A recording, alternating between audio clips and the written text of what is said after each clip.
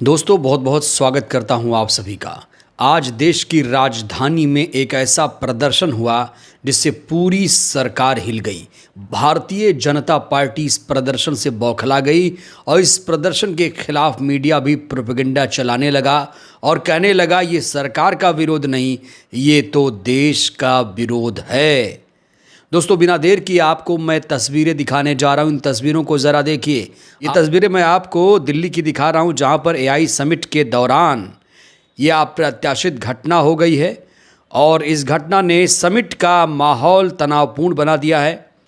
यहाँ आप देख रहे हैं कि टी शर्ट उतार कर प्रदर्शन किया जा रहा है। एआई एक्सपो हॉल में लोग पहुँचे हैं, नारेबाजी कर रहे हैं।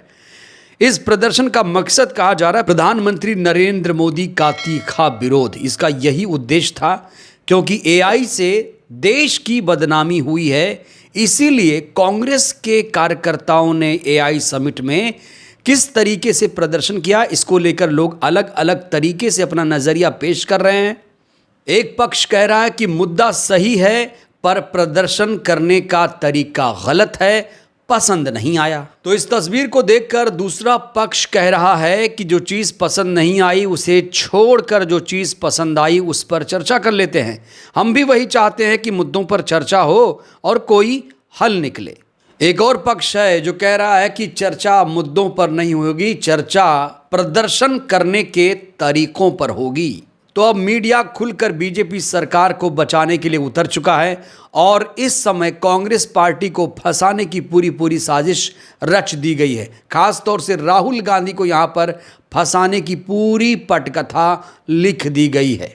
हालांकि जो लोग यहां प्रदर्शन करने पहुंचे थे उन पर लाठी भी बरसाया गया, उनको किस तरीके से भगाया गया ये तस्वीरें भी आप देखिए। ये जो प्रदर्शन है, आज इस प्रदर्शन ने पूरी सरकार को हिलाकर रख दिया। कहा जा रहा है 2014 के बाद पहली बार ऐसा प्रदर्शन हुआ जिससे पूरी की पूरी सरकार बौखला गई है। कांग्रेस पार्टी ने आज दिल्ली में जिस तरीके से प्रदर्शन किया, ये प्रदर्शन करने का तरीका खास तौर से मीडिया को पसंद नहीं आया। जो तमाम चाटुकार गोदी मीडिया है वो इसको बिल्कुल पसंद नहीं आया। वो इस प्रदर्शन को देश के खिलाफ बता रहा है। तो यहाँ जो प्रदर्शन आंदोलन हुआ है इसे टीवी मीडिया नफरत का नंगा नाच बता रहा है, लेकिन जब देश में वाकई नफरती गुंडे नफरत फैलाते हैं तब यही मीडिया खामोश हो जाता है।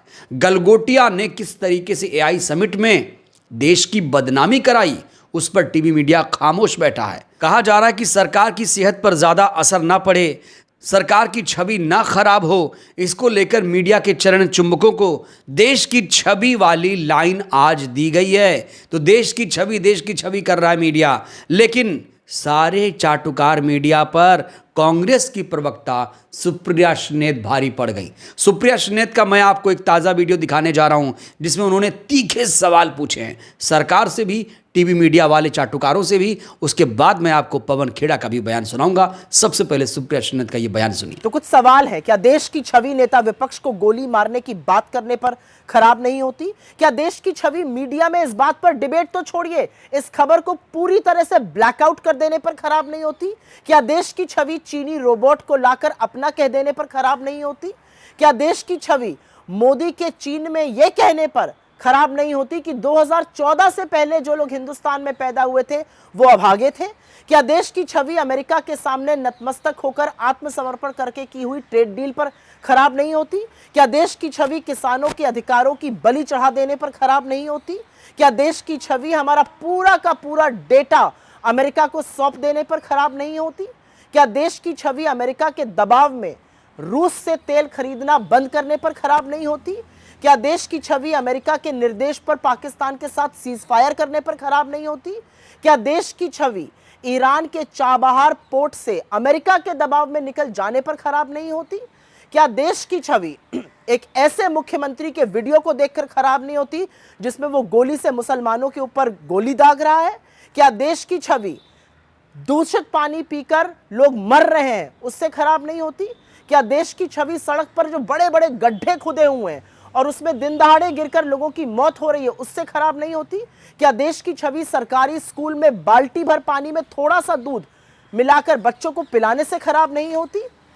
देश की असल छवि हर हाल में मोदी जी का चरणवंदन करने को मजबूर असल मुद्दों से कोसों दूर गोदी गिद्ध खराब करते हैं। So please just shut up and sit down, क्योंकि देश की असल छवि आप खराब कर। तो यानी दिल्ली में जो प्रदर्शन हुआ उसे कांग्रेस सही बता रही है। कांग्रेस कह रही है कि देश की छवि को बार बार खराब किया जा रहा था। ऐसे एआई समिट का कोई मतलब नहीं हो जिसकी भद पिट चुकी हो। इसीलिए सरकार की आलोचना करने के लिए, सरकार का विरोध करने के लिए कांग्रेस ने ये तरीका अपनाया। इस बीच पवन खेड़ा काफी ज्यादा शायराना अंदाज में नजर आ रहे हैं। पवन खेड़ा को आप सुनिए पहले। अच्छा, ये प्रोटेस्ट कहां करना चाहिए जनाब? किसी की बेसमेंट में जाकर प्रोटेस्ट करें। प्रोटेस्ट वहीं होता है जहां लोगों को दिखता है। प्रोटेस्ट वहीं होता है जहां मीडिया के कैमरा होते हैं। प्रोटेस्ट और कहां होगा? संसद में हम बोले तो leader of opposition Rahul Gandhi देश के लिए सबसे बड़ा खतरा है। 25 सांसदों को आप बाहर कर देते हैं। हम सड़क पर आए तो हम राष्ट्र विरोधी हैं। हम कहां बोले? चलिए आप बता दीजिए साहब, एक जगह बता दीजिए कि वहां जाकर बोलिए हम कोई नहीं आएंगे, किसी को डिस्टर्ब मत करिए। प्रोटेस्ट डिस्टर्ब करने के लिए होता है। अब किसी को नजर आती नहीं कोई दरार, घर की हर दीवार पर चिपके हुए हैं इश्तिहार। आज इंडियन यूथ कांग्रेस ने उन इश्तिहारों को खींचकर फाड़ दिया। देखिए दरारों को देखना जरूरी है, तभी आप दरारों को भरेंगे।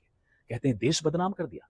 अरे देश तब नहीं बदनाम हुआ जब आप हमारे 20 बहादुर सैनिकों की शहादत के बाद चीन को क्लीन चिट दे देते हैं। देश तब नहीं बदनाम हुआ जब ऑपरेशन सिंदूर में सीज फायर की घोषणा अमेरिका करता है, चीन पाकिस्तान का साथ देता है, जनरल मुनीर के साथ डोनाल्ड ट्रंप खाना खाते हैं, रोज भारत का अपमान करते हैं, हमारे भारत के लोगों को बेड़ियों में वापस भेजते हैं। तब नहीं देश बदनाम होता। तब नहीं देश बदनाम होता जब एप्स्टीन फाइल्स में दबे हुए राज, आप सबकी सांठगांठ के राज दबाए रखने के लिए आप एक ऐसी ट्रेड डील कर लेते हो अमेरिका के साथ जिसमें भारत के किसान, भारत के टेक्सटाइल, भारत के एमएसएमई को तबाह कर देते हो। कहां 3% टैरिफ होता था हम पर, अब 18% टैरिफ है। और आपने कितना टैरिफ लगाया? आप कहते हैं हम $500 बिलियन की खरीद करेंगे अमेरिका से अगले 5 सालों में। तब नहीं देश बदनाम होता। तब नहीं देश बदनाम होता कि जब आप चीन के माल पर मेड इन इंडिया का स्टिकर लगा के इस इवेंट में रखते हो, पूरा देश, पूरा विश्व हंसता है आप पर। तब नहीं आप बदनाम होते। अरे हम लोग उस पार्टी के हैं जिन्होंने आईआईटी बनाई, जिन्होंने हैदराबाद, जिन्होंने बैंगलोर, गुड़गांव ऐसे टेक्निकल हब्स बनाए। हमें नहीं चाहिए आपका मेड इन गलगोटिया यूनिवर्सिटी के राष्ट्रभक्ति के सर्टिफिकेट, हम उसके बगैर खुश हैं। लेकिन आज जो अच्छी बात वो ये है कि देश के नौजवानों ने देश को मजबूर किया कि दरारें देखिए, तभी इन दरारों को आप भर। तो जो एआई समिट दिल्ली में चल रहा है वो चीन के रोबोटिक कुत्ते की वजह से पहले ही बदनाम हो चुका है। गलगोटिया विश्वविद्यालय पर उतनी चर्चा नहीं हुई जितने शोज इस प्रदर्शन पर हो गए। भाई प्रदर्शन, आंदोलन सबका अधिकार है, हालांकि तरीके अलग अलग हो सकते हैं। आपको याद दिला दें 2010 में जब भारत में कॉमनवेल्थ हो रहे थे तो कई देशों के खिलाड़ी भारत में जुटे हुए थे, पूरी दुनिया की निगाहें भारत पर थीं। तब बीजेपी ने पूरे देश में इसके खिलाफ प्रदर्शन किया था। खुद तत्कालीन बीजेपी अध्यक्ष नितिन गडकरी विरोध प्रदर्शन कर रहे थे।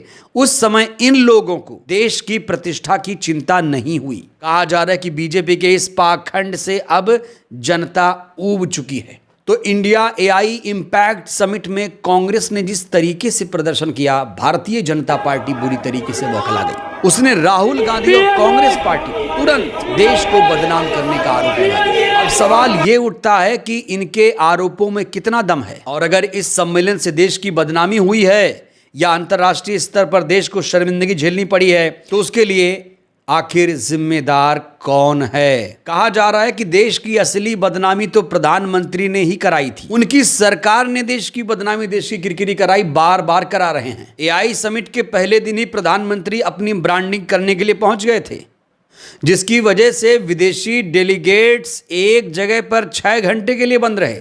फिर पानी की किल्लत, सामान चोरी, इंटरनेट का काम ना करना जैसी व्यवस्था, फिर गलगोटिया विवाद। क्या ये बीजेपी का इस शर्मिंदगी से बचने का कोई नया पैंतरा है? इस सरकार से यह भी पूछा जाएगा कि इस एआई समिट से सरकार ने कौन से झंडे गाड़ दिए, भारत को इस एआई समिट से क्या मिला, और जो हासिल बताया जा रहा है वो कितना सच्चा और कितना फर्जी है। बहरहाल दोस्तों, इस वीडियो में इतना ही। आज जिस तरीके से दिल्ली में प्रदर्शन हुआ है, इस प्रदर्शन को आप लोग किस नजरिए से देखते हैं? क्या इससे देश की बदनामी हुई है या फिर सरकार की बदनामी हुई? और अगर सरकार की बदनामी हुई तो देश की बदनामी कैसे? राय जरूरी है। शुक्रिया।